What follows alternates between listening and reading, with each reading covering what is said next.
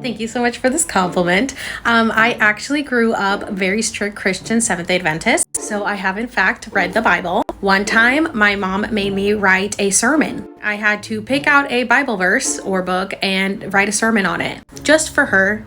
She just wanted to make sure I was reading the Bible. Literally, every day my mom would be like, read the Bible.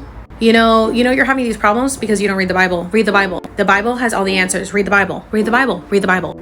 The Bible is boring. Okay, the Bible is very boring. And I don't like to read. So I was very bored reading the Bible. But I did read it because I went to church every single Saturday because Seventh-day Adventists observe the Sabbath from Friday night sundown to Saturday night sundown, like Judaism. So every Sabbath, I was reading the Bible. I was at Bible study. I was at church. I was doing something with the Bible. And I remember reading certain books and things in the Bible and not agreeing with it as a kid. I didn't agree with Corinthians, which talks about fornication. And I used to read that book over and over and over again because I just knew it wasn't true. What the Bible said wasn't true. It talks about fornicating and how, they present it to you as you need to wait till you're married to, have sex. And I was like, that's not right. And I kept saying, no, I think what the Bible is trying to say is just protect yourself, protect your body. Maybe don't go around sleeping with the whole town because, then they use Mary Magdalene as an example. And they'd be like, well, look, Mary Magdalene, Jesus forgave her and said, don't commit sin. Okay, but Mary Magdalene was a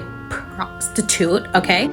He's not saying don't ever be with anyone. I think that man changed this. This was my thoughts as a child. I was like, this just doesn't make sense because why would God make us have hormones at the age of 12 and then tell us, you need to wait till you're married to have sex? And then this is why Christians get married right when they turn 18 because they are, ready to go, and then they get divorced. So they're valuing, not breaking the seal, popping the cherry over actually finding someone who they should be with. And then because Christians don't believe in divorce, a lot of the time they just stay in these marriages that they don't actually want to be in just because the Bible tells them so.